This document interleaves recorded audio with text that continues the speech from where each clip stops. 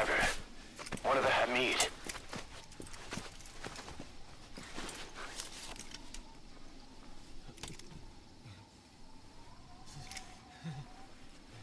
Is he mute?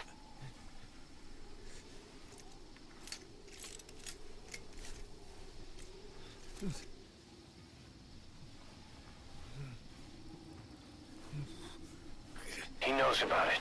This is our chance.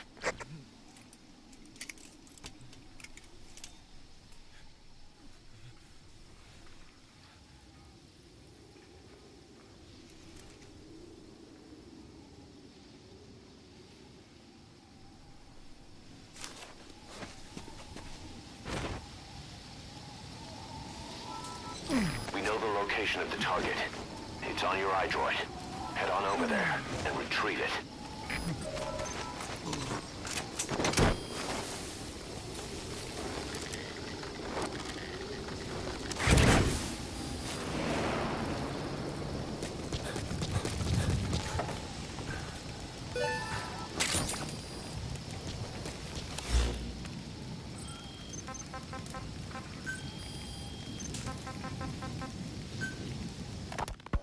Ocelot said the number of private forces is increasing, and they've modeled themselves after us. They're a far cry from the likes of us. But why? 9 years ago, we made enemies of the world as a nuclear-equipped force, independent of ideology or state. Yes. Sooner or later, the real UN would have stepped in. So why are they giving these PFs free rein? That's our fault, too. What do you mean? What happened 9 years ago was a real problem for a lot of people. An organization as big as ours, with our facilities, was wiped off the map. Not an easy thing to hide. But if our existence came to light, so would the names of our clients. We had contracts all over, east and west, from superpowers to banana republics, the lot. Our clients denied all association with the likes of us. They had to make sure things didn't blow up on them. But at the same time, they missed us. They really missed us. The demand for armies for hire was as strong as ever. The international community turned a blind eye to what happened to us, despite still needing people who could do our jobs. History couldn't afford to lose us. As soon as we were gone, they needed a replacement. So private forces spread everywhere. And they're all just a phone call away. But still. I know. PFs are totally different from what we envisioned. Nation-states, revolutionaries, terrorists. They have a lot of clients, and Cypher is one of them. Cypher stays anonymous, but I know their work when I see it. In the eyes of those clients, the world's PFs are all just expendable pawns. The clients don't have to worry about losing their own men. Nobody knows they're involved, and PFs are cheap. In short, the world is chewing up soldiers and spitting them out. Even some of the old Mother Base's survivors are still working for PFs. Some guys created their own smaller forces. Others were taken on by emerging PFs. Everybody's gone their separate ways. But none of them are living their dream, because they're not fighting with you. Of course, I tried to headhunt as many of them as I could for Diamond Dogs. It was all a waste of time. They said they weren't interested without you to lead them. But now you're back. And everything's gonna change. We'll unite all private forces under you, transcending nations and economies. What is a nation? Just a patch of dirt. The bonds among us will surpass nations, and that's what'll put the world under our control. We'll establish a new kind of country, redefine the very concept of it. Even Cypher will be below us, an extraterritorial federation of military nations. The United States of Force. Once word of Big Boss's return starts traveling, that'll be our true deterrent against Cypher. In other words, no one will dare to come gunning for you. How do you figure? Cypher lacks a large-scale fighting force. PFs are the perfect tool for them. But those PFs revere you, the legendary Big Boss. If Cypher killed you now, they wouldn't take it lying down. Maybe they'd even go looking for revenge, but they definitely wouldn't keep doing Cypher's dirty work, even if it put their lives at stake. That's why it's no longer a benefit to Cypher to get rid of you. It's our greatest defense against Cypher. Nice to know. It'll buy us some time while we get back to full strength. Just keep in mind that what I'm saying is generalizing a lot. In practice, the PFs around the world don't know your face. Just declaring that you're big boss won't be enough to convince them. And if they see you as an enemy, they'll come at you with everything they've got. Some hero. That's why you need to bring them back to Mother Base. Show them on your terms that you really are the one and only big boss. Once you've proven that, they won't hesitate to join us.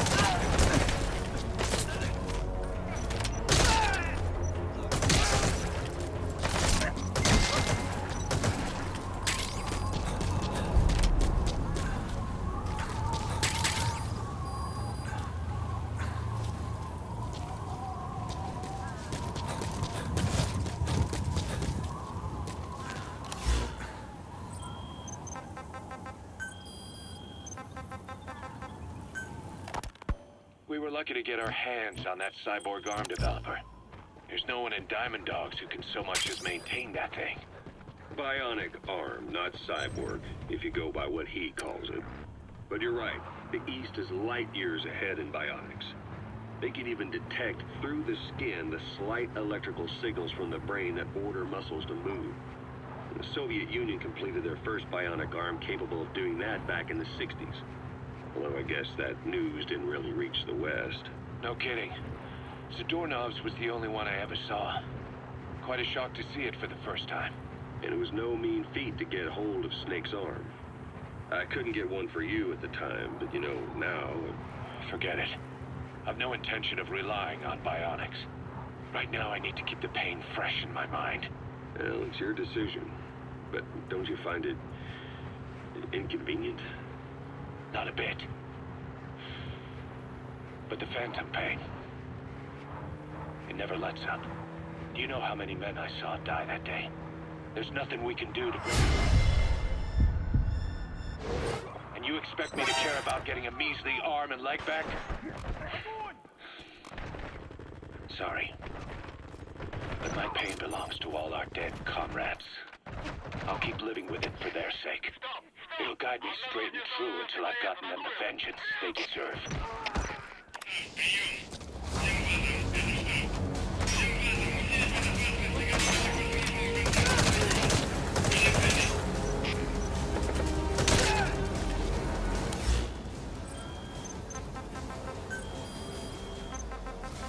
That's an enemy gunship.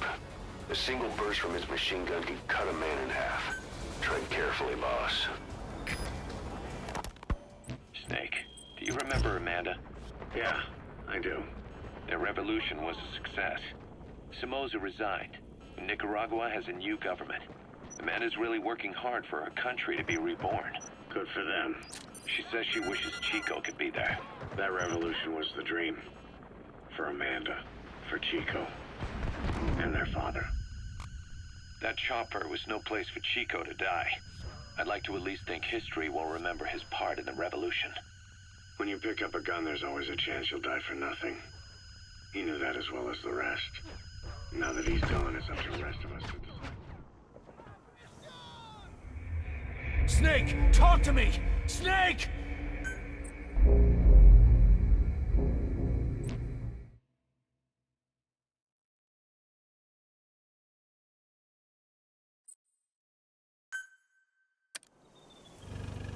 Retrieve the honeybee.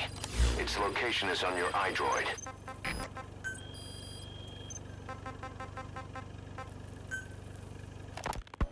Snake, do you remember Amanda? Yeah, I do. Their revolution was a success. Somoza resigned. Nicaragua has a new government. Amanda's really working hard for her country to be reborn. Good for them. She says she wishes Chico could be there. That revolution was the dream. For Amanda, for Chico, and their father. That chopper was no place for Chico to die. I'd like to at least think history will remember his part in the revolution. When you pick up a gun, there's A always dumpster. Looks big enough to hide somebody. as well as the You could stash a downed enemy in there, or hide in it yourself. Just don't stand too close to me afterward. There's nothing to prove that Chico ever lived at all. We're his mark on the world. Amanda told us that Strangelove contacted her after the revolutionaries came to power. That's an enemy gunship. Strangelove A single burst from his machine gun could cut a man in half. I remember. Tread carefully, boss. was with her, till Amanda heard from her out of the blue. She told Amanda she wanted to salvage Peace Walker's drive parts, or something from the bottom of Lake Nicaragua. Amanda passed the request on to her friends in the new administration. She's a national hero now, after all. So Strangelove got a Soviet military aircraft to transport something to somewhere. But apparently the cargo wasn't big enough to have been Peace Walker itself. So what was it? Who knows? We recovered Peace Walker's nuclear warhead ourselves 9 years ago. What could Strangelove have been after? Amanda said she didn't mention what her reason was or where she was headed. Nicaragua is a socialist state now. With Amanda vouching for her, the government didn't feel the need to concern itself with the details. All Strangelove told Amanda was that she was going to continue her research, and that the rest was a secret. Right before the attack, Huey was in the control tower to prepare for the inspectors. He was with them when it all went down. The control tower collapsed with the rest of it strut. His body was never recovered, but he was the one who met the inspection party when they arrived. And he was the one who showed the nuclear inspectors to the tower. You remember the way it went. First he recommends we agree to the inspection, then he gives them the okay without our permission, all the time acting as if he was doing us a favor. On top of that, he even had the guards disarmed that day. It would send the wrong message, he said. Whatever the angle, it all leads back to Huey. I curse my own stupidity for not realizing sooner. Huey escaped with that unit by chopper. I've been hunting him for 9 long years. The other reason I was operating around Afghanistan. His location. Huey's in Afghanistan? Yes, and I have a good idea where. Now we just wait for the right moment. This time, we'll be the ones using him. He's going to tell us who our guests really were that used a fake nuclear inspection to blast our home into the ocean.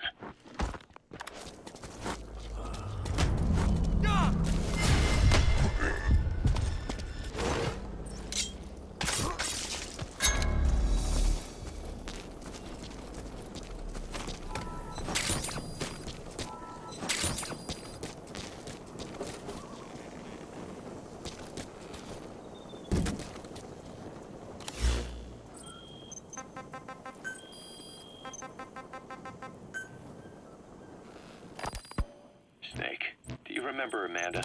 Yeah, I do. Their revolution was a success. Somoza resigned, and Nicaragua has a new government. Amanda's really working hard for her country to be reborn. Good for them.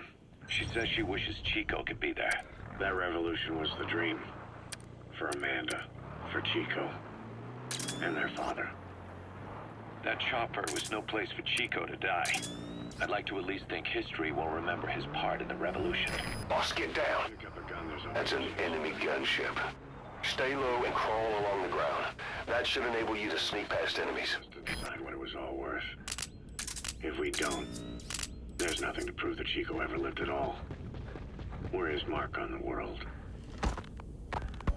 Amanda told us that Strangelove contacted her after the revolutionaries came to power in Nicaragua. Strangelove, the AI researcher from...